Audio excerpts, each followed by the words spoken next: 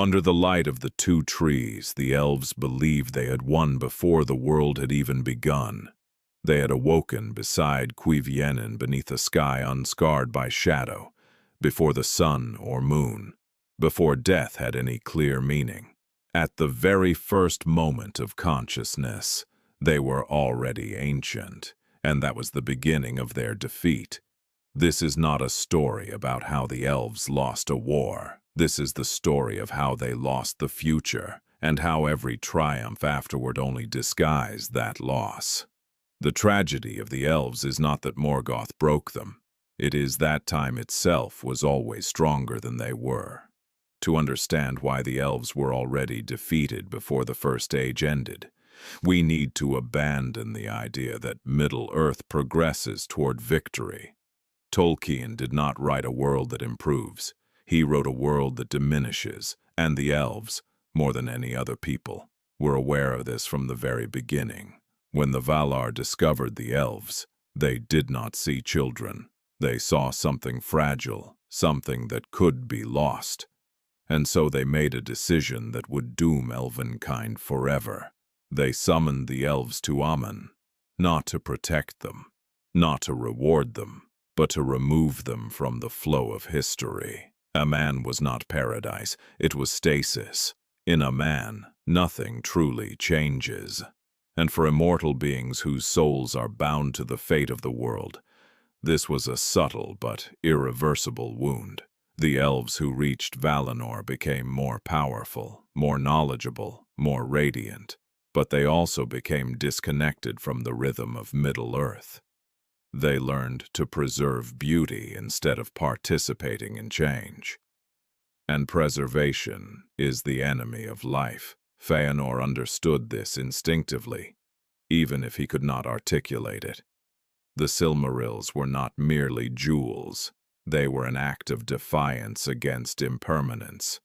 They captured the light of the trees because Fëanor could not accept that anything beautiful should be allowed to fade. This was the first great Elven mistake, and it had nothing to do with Morgoth.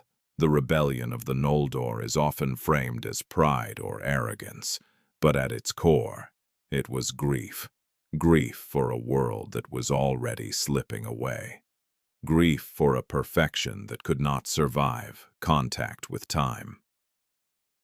When the trees were destroyed, the elves did not simply lose a source of light. They lost proof that the world could be unmarred, and from that moment on, every elven action became reactive rather than creative. The First Age is filled with elven victories that feel hollow.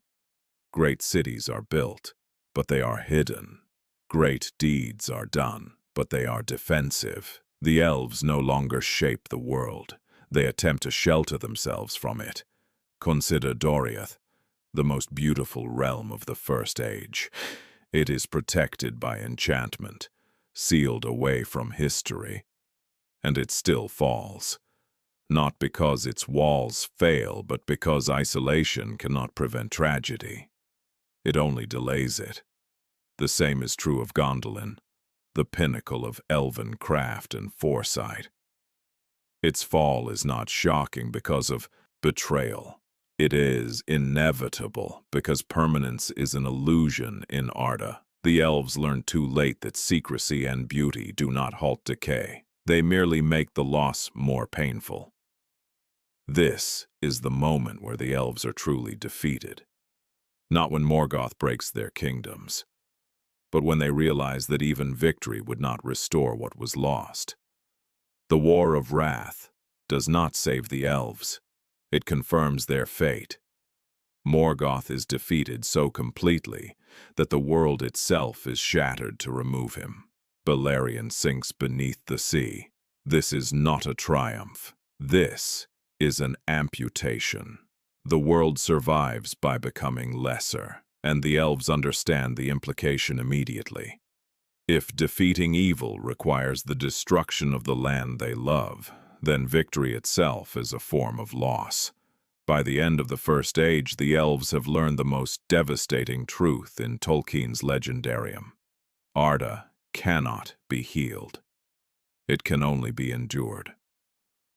From this point forward, Elven history is not about ruling Middle-earth. It is about managing decline. The Second Age begins with opportunity, but the elves no longer believe in renewal. They believe in maintenance. This is why the Rings of Power are created, not as weapons, not even as tools of domination, but as instruments of delay. The three rings in particular reveal the Elven mindset perfectly.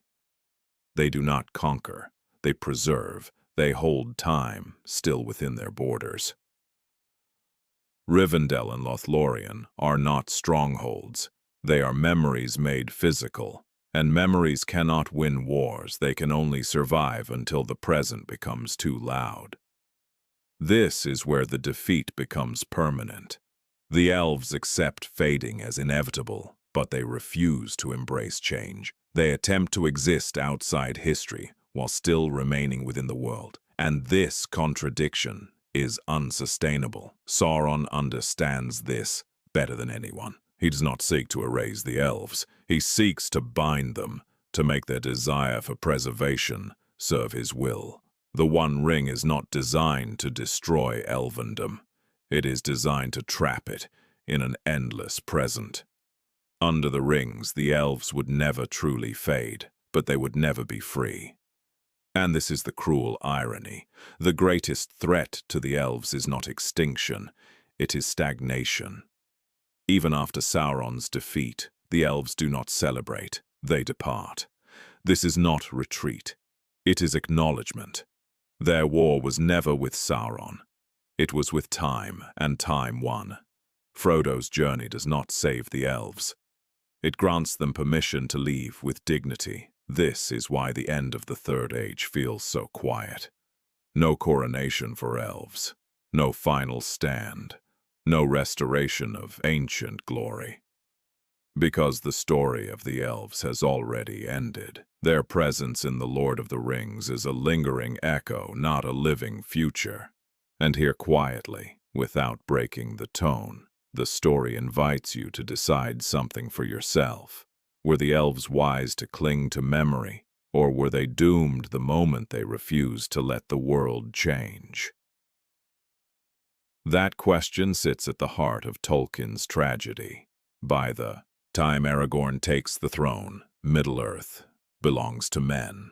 Not because men are stronger, not because they are wiser, but because they are temporary. They burn, and then they are gone. And in a world that is slowly dying, impermanence is not a weakness, it is survival. The elves were defeated because they loved the world too much to leave it, and too much to truly live within it. They tried to preserve beauty in a universe designed to lose it, and Tolkien does not mock them for this. He mourns them. The fading of the elves is not punishment, it is the cost of memory. And that is why their songs are sadder than anyone else's. They are not songs of loss, they are songs of understanding. By the end of the First Age, the elves had already lost the only war that mattered. They had lost the ability to belong to the future. And everything after that, the rings, the havens, the long resistance, was simply a way to say goodbye, slowly. This is not the fall of a people. This is the quiet end of a way of being, and Middle-earth, diminished and ordinary, continues on, not because the elves failed, but because they finally let go.